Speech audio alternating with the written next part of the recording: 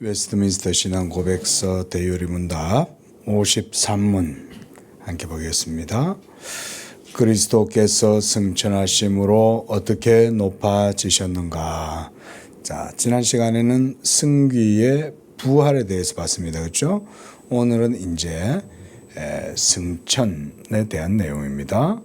답입니다. 그리스도께서는 승천하심으로 높아지신 것은 주님께서 부활하신 후에 40일 동안 지상에 계시는 동안에 사도들에게 자주 나타나셔서 그들과 담화를 나누시면서 하나님 나라의 일들에 관하여 말씀하셨으며 모든 나라 백성들에게 복음을 전하도록 부탁하셨다. 그리고 우리의 인성을 가지시고 우리의 머리 되신 주님께서는 원수를 이기시고 사람들이 보는 가운데서 하늘 높이 올라가심을 말한다. 거기서 우리에게 주실 은사를 받으시고 우리로 하여금 하늘나라를 사모하게 하시며 우리를 위하여 있을 곳을 준비하신다. 그곳은 주님께서 계시는 곳이요 세상 끝날까지 재림하실 때까지 주님은 그곳에 계실 것이다. 우리가 승귀의 신분에 있어서 이제 두 번째 내용이죠. 승천입니다. 하늘로 올리워 가셨다. 땅에서 모든 일을 이루시고 하늘로 올라가셨다라는 것 자체를 우리가 조금만 생각을 해보면 땅에서 행한 일이 하늘에서도 말하자면 통한다, 뭐 이런 의미로도 좀 생각을 해보면 되겠습니다. 그러니까 예수님이 낮아지심으로써 비하의 신분에서 지상에서 행하신 모든 사역은 하늘의 뜻과 일치하고 그래서 하늘 아버지의 뜻이었고 그것을 아들이 다 이루신 거죠. 그렇기 때문에 하나님이 그를 죽음 가운데에서 부활하도록 하신 것이었고, 이제 오늘 승기의 두 번째로 예수님이 이제 승천하신 것에 대한 의미예요. 승천이란 말은 하늘로 올리워 가셨다는 말이잖아요. 그래서 거기서 보면 이제 쭉 한 5번째, 6째 오셔서 우리의 인성을 가지시고 우리의 머리 되신 주님이 원수를 이기신 것을 의미한다. 이렇게 지금 설명하는 겁니다. 그러니까 예수님이 만약 원수, 여기서 원수란 사탄뿐만 아니라 사망까지 포함됩니다. 근데 그런 것들 모두 다 이기지 못하셨으면 한마디로 올라가지 못하셨다는 거죠. 그래서 사람들이 보는 가운데 하늘 높이 올라가심을 말한다. 거기서 바로 하늘에서 승천하셨으므로 그랬습니다. 그래서 승천하셨으므로 그 하늘 보좌 우편에서 우리에게 주실 은사를 받으셨다 그랬죠. 여기에서 우리에게 주실 은사란 먼저는 성령을 의미하고요. 그 다음 하늘의 모든 영적인 은사들 그런 것들을 말합니다. 근데 이런 영적이고 성령을 주시고 하늘에 속한 것들을 우리에게 주시려면 예수님한테 뭐가 필요하냐면 자격이 필요한 거예요. 자격이. 만약 예수님이 그 자격을 취득하시지 않았다면 우리에게 이런 은사를 주실 수가 없습니다. 그래서 제가 취득이라는 표현을 썼는데요. 이 교리적인 표현입니다. 그러니까 무슨 말이냐면 이런 얘기예요. 예수님이 우리의 구원자이고 우리의 왕이시고 그래서 그가 우리에게 백성들에게 뭔가를 주시려면 하늘 아버지께 그런 자격을 취득하셔야만 주실 수 있다. 이렇게 이제 생각을 하시면 됩니다.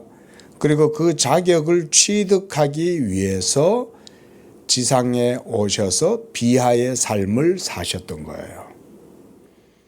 그러니까 예수님의 사역에서 하나도 빠지는 게 있으면 안 됩니다.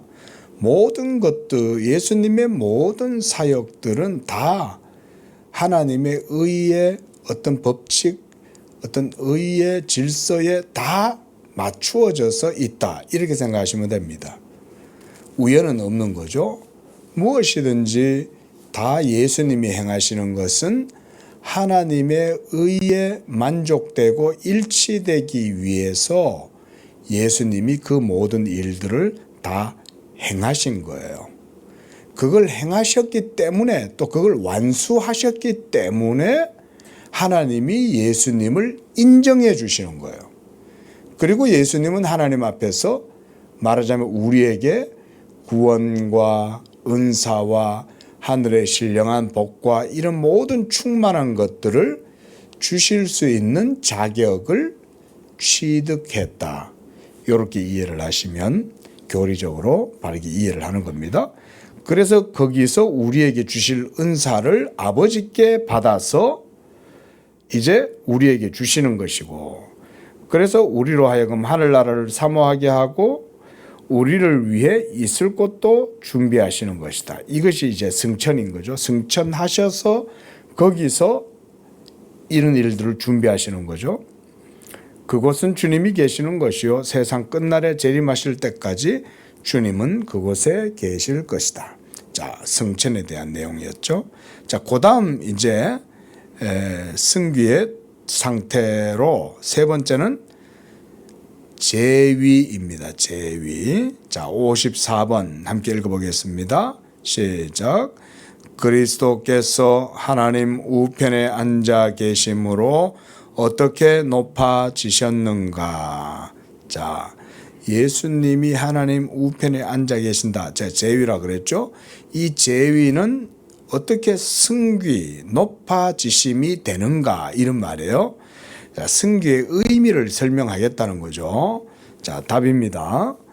그리스도께서는 높아지셔서 하나님 우편에 앉아 계심은 하나님이요 사람으로서 성부 하나님의 지극한 은총을 입으셔서 기쁨과 영광뿐 아니라 하늘과 땅에 있는 모든 만물을 다스리는 권세를 충만히 가지시고 당신의 교회를 모으시고 보호하시며 성도들의 원수를 굴복하게 하시고 주님의 사역자들과 백성들에게 은사와 은혜를 베푸시며 그들을 위해 간구하심에서 높아지셨다. 의미가 바로 그런 말이죠. 예수님이 하나님 보좌 우편에 앉아 계신다, 제위하고 계신다라고 하는 영적 의미가 우리에게 주는 유익들은 바로 그가 이런 제위를 통해서 앉아 계심을 통해서 이루어지는 것이다. 세상에서도 권세라는 개념이 크잖아요. 그러면 이 권세에 앉아야만 그 권세를 따라서 백성들에게 혜택을 줄 수 있죠. 마찬가지로 하나님의 아들이 하나님 보좌 우편에 앉으심으로써 승귀, 그러니까 높아지셔서 영광을 받으셔야만 우리에게 베풀어 주실 수 있는 구원의 은총들이 있다는 거죠. 그래서 먼저 두 번째 줄 보면 하나님이시고 사람으로서 성부 하나님의 지극한 은총을 입으셨다. 또 기쁨, 영광뿐만 아니라 하늘과 땅에 있는 모든 만물을 다스리는 권세를 충만히 가지셨다. 지금 이 시간, 이 순간 예수님은 하늘과 땅의 모든 권세를 가지고 하나님 보좌 우편에 앉아 계십니다. 이게 이제 팩트입니다, 여러분. 이런 게 진짜 팩트예요. 그래서 이것이 이제 승귀의 상태와 의미가 바로 이런 걸 의미한다 이거예요. 예수님이 보좌 우편에 앉으셔서 지금도 권세를 충만히 가지고 다스리고 있다는 것을 제위가 보여준다 이 말인 거죠. 제위가. 또 제위하심으로써 당신의 교회를 모으고 보호하시고 성도들의 원수 마귀죠. 또 모든 불의한 세상이죠. 그 모든 것들을 굴복해 하시고 주님의 사역자들과 백성들에게 은사와 은혜를 베푸신다. 요거는 아까 앞에서 53번에서도 제가 동일한 말씀을 드렸는데 은사를 베푸실 수 있는 것은 그리스도께서 지상에서 하나님의 모든 공의를 만족시키시는 그 의를 이루셨기 때문에 아버지께로부터 이 권세를 받으신 거예요. 그래서 시편 2편에 보면 너는 내 우편에 앉아 있으라 이렇게 말씀하셨죠. 그때 그 우편에 앉아 있으라는 말은 바로 이런 얘기예요.